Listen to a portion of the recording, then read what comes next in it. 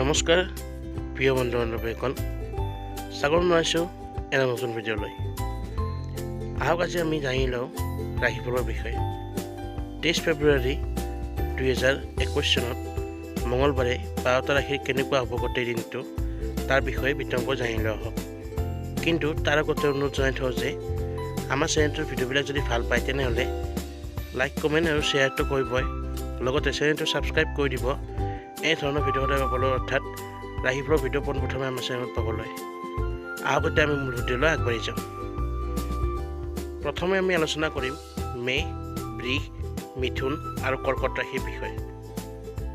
পাৰিবাৰিক প্ৰতিষ্ঠা বাঢ়িব, আৰ্থিক পক্ষ মজবুত হ'ব, খঙক নিয়ন্ত্ৰণ কৰিবলৈ শিকক। দিনটো আপোনালোকে বাণীত সংযম ৰাখিব, লগতে বন্ধুৰ সহায় লাভ কৰিব। এইবোৰৰ উপৰিও জীৱনশৈলীত সম্পৰ্ক মজবুত হ'ব আৰু ঘৰ সংসাৰত সুখ শান্তি সৌভাগ্য থাকিব।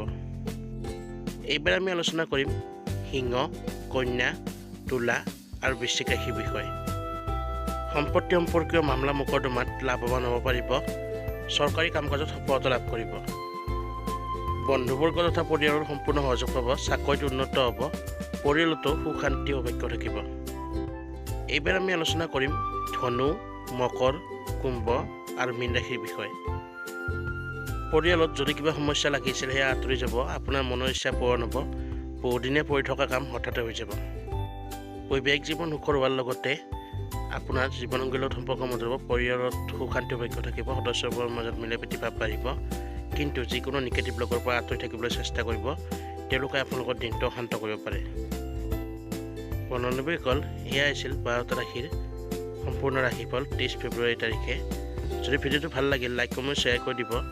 আৰু সদায় ধৰণৰ ভিডিঅ' সদায় পাই থাকিবলৈ আমাৰ চেনেলত পোনপ্ৰথমে আমাৰ চেনেলটো ছাবস্ক্ৰাইব কৰি থ'ব নাপাহৰিব।